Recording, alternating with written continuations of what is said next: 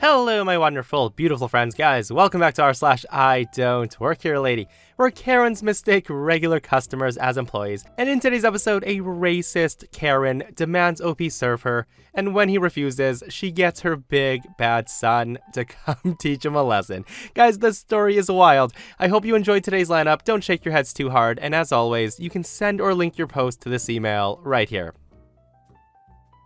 I know this is supposed to be our own experiences, but I was a part of it. On this day, I was assisting a customer at the service desk. The customer was in her work uniform from a restaurant. She still had on her brown apron, their light blue polos with the restaurant logo, and black dress pants. I'm inside the customer service desk, so it's clear that I work there. We wear a black apron, a name tag, our own shirts, and blue jeans. Our uniforms look nothing alike, other than we're both wearing an apron. So as I'm giving her the change, another customer walks up to her, and he asks where something is. She answered that she didn't know, but I could probably help since I work there. Before I could speak, the guy grabs her apron strings, the ones around her neck, and he yanks, telling her that she clearly does work here and he needs help, starting to pull her away from the desk. At that, I'm screaming, "Oh, hey, no, let go of her." The girl that he grabbed starts swatting his hand, screaming, "Let go of me." Meanwhile, the idiot, still not letting go, says she needs to learn some manners and how to do her job. At this point, I'm screaming, "I'm calling the police." Another nearby cashier had already called the store manager to the service desk. Meanwhile, my department manager comes out of her office at the same time. The customer was still putting up a fight, and she was trying to duck out of her apron to get away from this mental idiot, and the guy's still not letting go. Both of the managers hurry over to help her, and I'm on the line with the police. There was a lot of yelling. They were screaming, "Let go, stop," and the guy was screaming that she needs to be fired. Out of nowhere, the guy suddenly lets go, and he starts walking to the exit.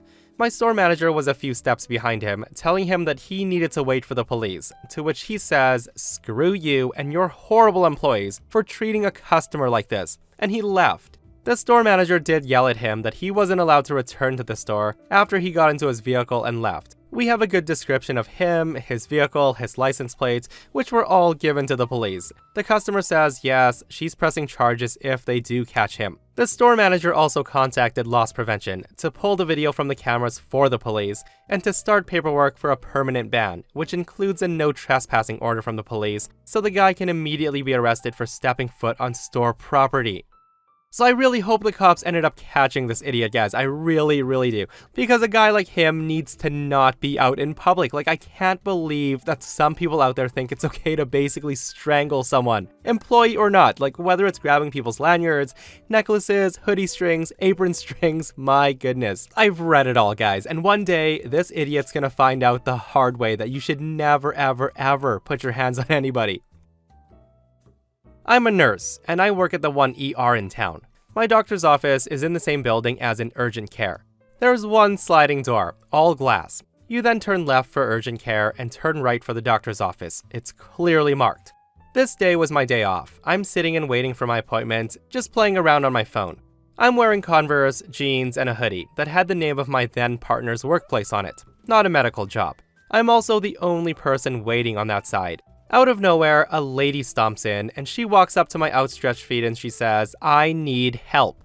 I then point to the check-in window and tell her to talk to them. The woman says, "No, you have to help me." Hearing her say that, I'm now a bit confused, and I tell her, I'm here for an appointment." That's when the woman says, "You are a nurse. Get up and do your job."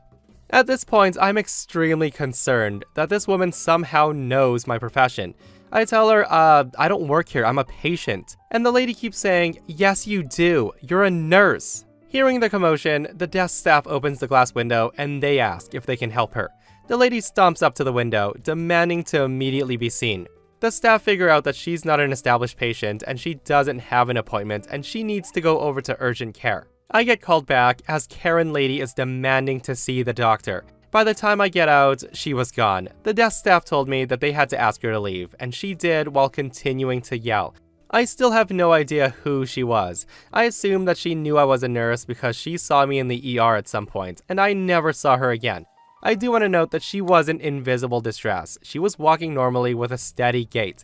I'm not the type of person to ignore someone in need of medical care, but if you're able to stand at a window and shout at staff members, you're probably not a critical patient. Even if OP was a nurse, guys, that kind of attitude would only make people want to help you less. Like, I'll never understand why some people think that being demanding, shouting, and raising their voice will get people to help them faster. Like, some people really need to learn how to talk to others. Alright, so I'm the second manager of a deli department in a large grocery store. The layout of my department is this. From the entrance, you have about 20 feet of sandwich bar. Then there's a little counter for a check stand, which is important for later. Then you have the sushi station, the Chinese hot case, the fried food hot case, the entrance to the department, and then 40 feet of fresh-made salads and meat counters. The whole department runs an easy 300 feet along the west wall. Now, one important thing to know is the Chinese food and the sushi are not our department. They don't even work for the same company as I do.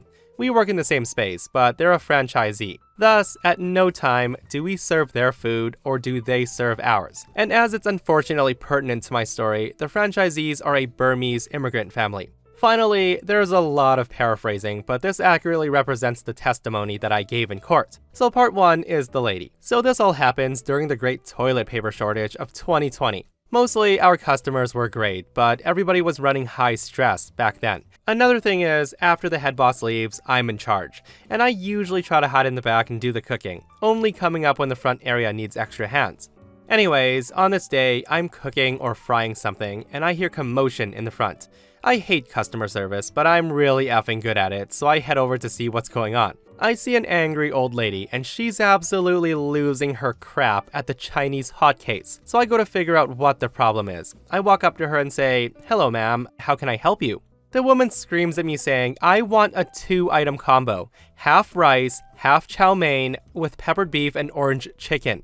And yes, I do remember her exact order. I then gesture to Steve, the Chinese department chef, and say, "Alright then, my partner in crime will be able to help you with that." The woman says, "Not him, you get my food." I say to her, "I'm sorry ma'am, but we're 2 different departments. Steve will be more than happy to." The woman then cuts me off and says, "I want you to serve me, not him. Get me my food." I try to explain and say, I'm not allowed to cross departments, but Steve will be able to. The woman cuts me off again and says, "I don't want that Asian slur to touch my food. You get it for me, now." Now this goes on for a couple of more exchanges, and the gist is I try to bring her down, she keeps demanding I help her, so I go to my default and call a manager over the intercom. The whole time the woman keeps screaming, and the manager gets there and I try to explain the situation to him while she's still squawking. There's more racial slurs the entire time. He tries 3 or 4 times to talk her down, and the old lady just keeps screaming for a white person to serve her food instead of this slur. Now, y'all should probably know that my manager at the time was a big old Samoan dude.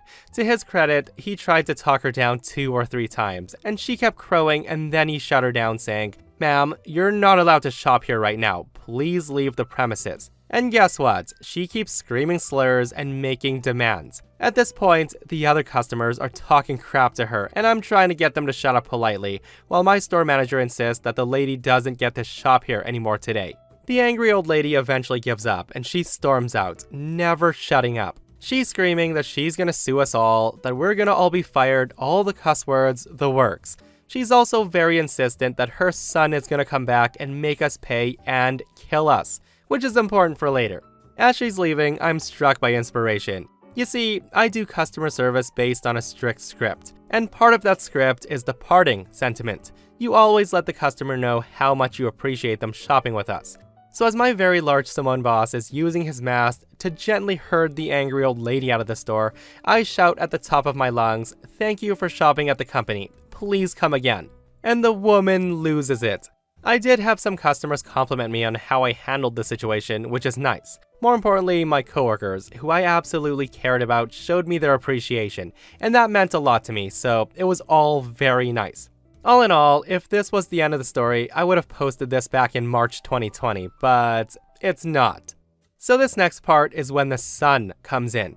So the same day, around 6 or 7 hours later, at around 9 p.m., the store is still open, but the department is long since closed. Part of my duties is finishing up the cleanup at the end of the night. At this particular moment, I was scrubbing the floors down by the sandwich area. Mop water was all over the floor.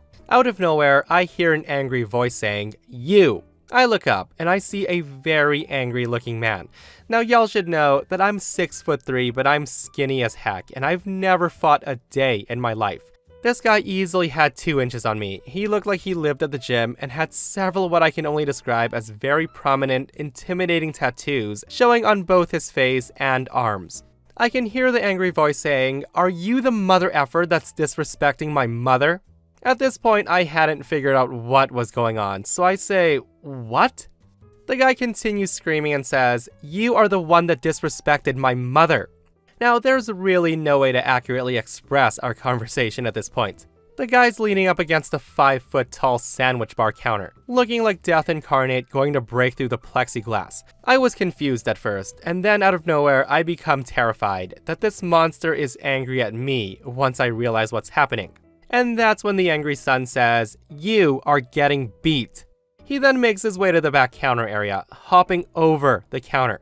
Now, do you remember when I said that I was cleaning the floor? A fast fact about the tile that's used in the deli area is it gets very slick, and I hadn't squeegeed any of the water off the area that he's in. So while I'm thinking about using my deck brush as a hammer to defend myself, the guy does a comical slide fall, and he hits hard. His feet slide out immediately upon contact, and the guy ends up landing on his head, like Looney Tune levels of impact. The other employees at the front checkout stands have noticed the commotion, and they're coming over by then. And what am I doing at this point? Well, I've seen the video, and there's a good 30 seconds of me just standing there with a stiff bristle brush over my shoulder, like I'm gonna blacksmith the guy, who's lying on the floor in front of me motionless. And there's blood. One of my coworkers at this point gets on the phone with the police, and informs them that they're gonna need an ambulance as well. 911 tells us to not touch him, and they're there within 3 minutes. The professionals deal with everything at that point. The paramedics deal with the angry boy, and I end up talking to the police for the rest of my shift. So part 3 is the lawyers.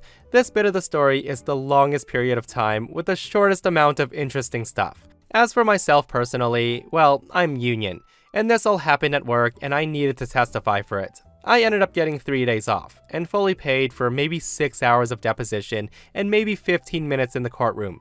My favorite points of this part of the whole ordeal is 1.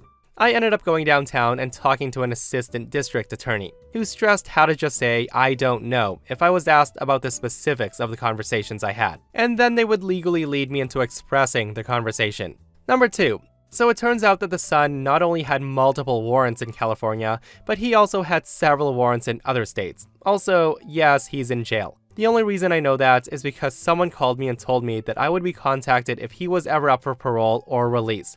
Number 3. When the old lady was on the stand, she was exactly how I remembered her standing in line. The woman cussed every 5th word, every other time she cussed it was racial, and she had nothing but disdain for the entire process of the law. She's a damn dirty bitch, but I can respect that, other than the racism, that is. So yeah, that was my March 2020, and I hope you all enjoyed my shameless play for meaningless internet points. Much love, and be kind to each other. Guys, this is the perfect example of idiots breeding idiots, like telling your big bad son to go teach a frickin' supermarket employee a lesson for getting his racist mom kicked out of the store. And seriously, I just want to say that OP was very fortunate that the floor just happened to be really slippery and took out that crazy idiot before he got his hands on OP. Like honestly, I couldn't help but laugh out loud just picturing OP standing there with a broom in his hands, while the idiot who tried to beat him up knocked himself silly by acting silly. And I just want to close off by saying, if that woman was so racist that she wouldn't let an Asian person serve her Chinese food, then she's got no business eating the food, so get out of here with that BS, right?